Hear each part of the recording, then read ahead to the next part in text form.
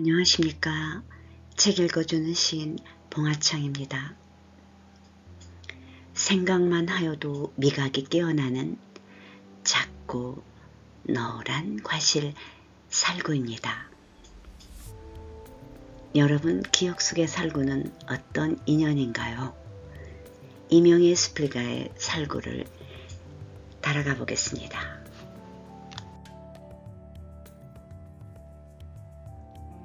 살구가 툭 떨어져 나뒹굴었다. 떨어지느라 힘들었는지 깨지고 터져 속살이 보였다. 틈새로 진물이 흘러 흙고물이 묻었다. 얼른 주워서 흙을 털어내 주머니에 놓고는 살구나무 뒤에 서서 땅을 푹푹 찼다. 드러난 돌에 발이 찧어 양말이 붉은색으로 물들었다. 어디 있느냐? 이리 와 보거라. 나를 찾는 소리였지만 나는 주머니 속 살구를 만지작거리며 딴청만 피웠다. 살구에서 흘러나온 진물에 주머니도 손도 끈적거렸다. 뒷뜰에 숨어있는 줄도 모르고 할머니는 안방문을 열어젖히고 고개를 내밀었다. 잠시 후 뒷문을 열어 또 나를 찾았다. 하지만 아름드리 살구나무가 나를 꼭꼭 숨겨주었고 시선을 따돌리려고 헛간을 지나 사랑방에 숨어들었다. 쌓아놓은 쌀자루들 틈에 앉아 문고리를 걸어 잠갔다. 가슴이 쿵쾅거렸다.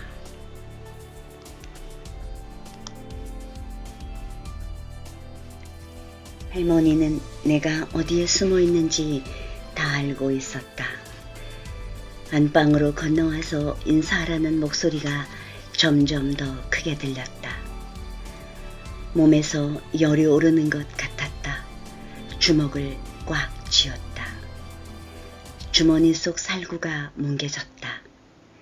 낯선 사람이 집 안으로 들어온 것을 알아차린 강아지도 쉬지 않고 짖어댔다. 엄마가 돌아가신 지 겨우 두어 달이 지난 때의 일이었다. 아무런 예고도 없었다. 사실 미리 말을 해주었다 한들 15살인 내가 할 수 있는 게 있었을까. 서울에 있는 언니들과 읍내에 나가 있는 오빠와 같이 있었다면 좀 더 나았을까. 엄마를 쉽게 저버린 아버지에게 화가 치밀어 올랐다. 하지만 나는 아버지에게 아무것도 물어볼 수 없었다. 어린 마음에도 엄마를 떠나보낸 아버지의 쓸쓸한 등이 가엾게 보였기 때문이다. 암만 그래도 할머니 부름에 냉큼 저 방으로 건너가면 엄마를 배신하는 거였다. 이런 갈등이 잠시 지속되었다. 문을 열고 나가서 인사를 해야 할까? 아니면 버텨야 할까? 울렁거리는 가슴 한편에 엄마 얼굴이 떠올랐다. 건너와서 인사드려라.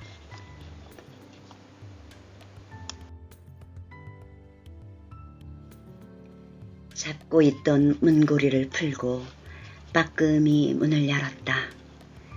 문틈으로 건너다 보이는 안방 앞 툇마루에 6월의 햇살이 기웃거렸다. 몇 발자국 사이일 뿐이지만 발이 떨어지지 않았다. 섬과 섬처럼 멀게만 느껴졌다. 방문은 이미 활짝 열려 있었다. 아랫목에는 할머니, 할아버지가 앉아 계셨다. 그 앞에 노랑 저고리를 입은 한 사람이 보였다.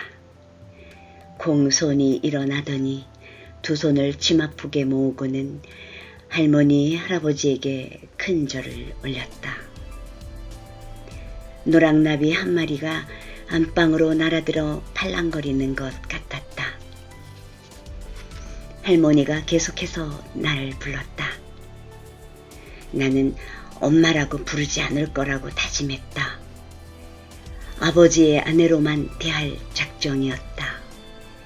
내 마음은 바닥으로 굴러떨어져 생채기 난 살구 같았다. 그런 마음들을 억누르며 안방으로 건너갔다. 절을 하고 나자 새엄마는 내 손을 덥석 잡았다. 고개를 들 수 없었다. 엄마가 하지 말라는 나쁜 짓을 한 것처럼 죄책감이 밀려왔다. 네 이름이 뭐고 앞으로 우리 잘 지내볼기라, 그자? 네. 얼굴이 화끈 달아올랐다. 얼른 손을 빼 뒤로 했다. 지키지 못할 약속을 한 게 분명했다. 언니들과 오빠가 나에게 뭐라고 할지 걱정이 되었다. 곁눈으로 본 새엄마는 내 머릿속에 있던 이미지와는 달랐다. 짙은 눈썹과 쌍꺼풀진 눈매를 가진 고운 얼굴이었다. 잡았던 손도 따뜻했다. 경계했던 마음이 와르르 무너지는 내가 싫었다. 새엄마가 가져온 낯설고 비릿한 바다 냄새와 엄마가 남기고 간 복사꽃 냄새가 뒤섞여 방 안으로 퍼져나갔다. 지붕 위로 넘어온 바람이 살구나무 잎을 흔들었다.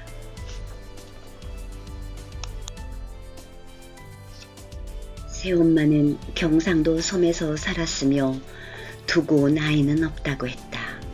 그 말에 뭔지 모를 안도감이 들었다.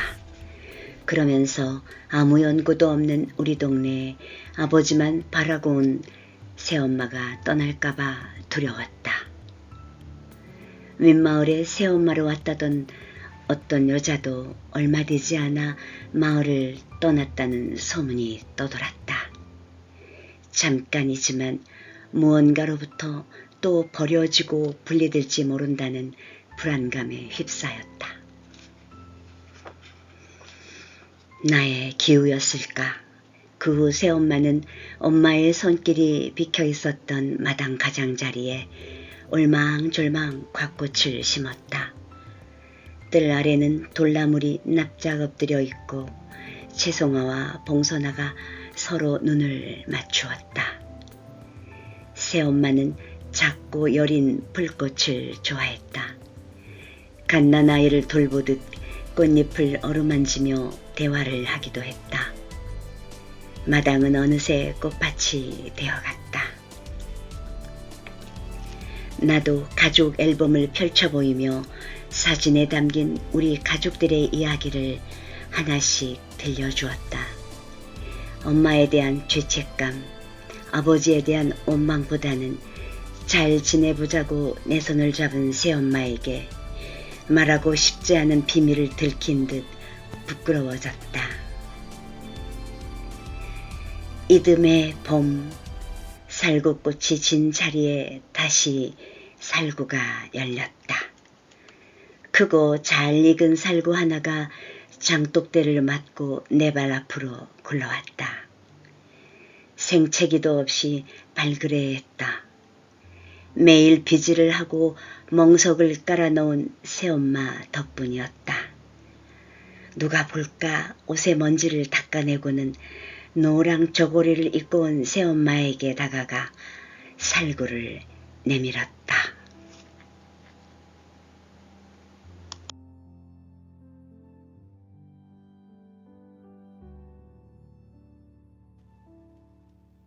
책 읽기를 마치며 살구, 장맛비, 그리고 비바람에 떨어진 살구들, 그 아래서 정신없이 터진 살구를 줍던 어린아이들. 그 시절 여름날엔 허기진 아이들은 비오는 날을 기다렸다. 그리곤 약속이나 한 듯이 이른 아침에 살구나무 아래로 모여들었다. 그곳엔 나도 있었다. 물론 남의 집 살구나무다. 죄책감도 없었다. 떨어진 거니까 라고 합리화하며 지금 생각해보면 우픈 일이었다.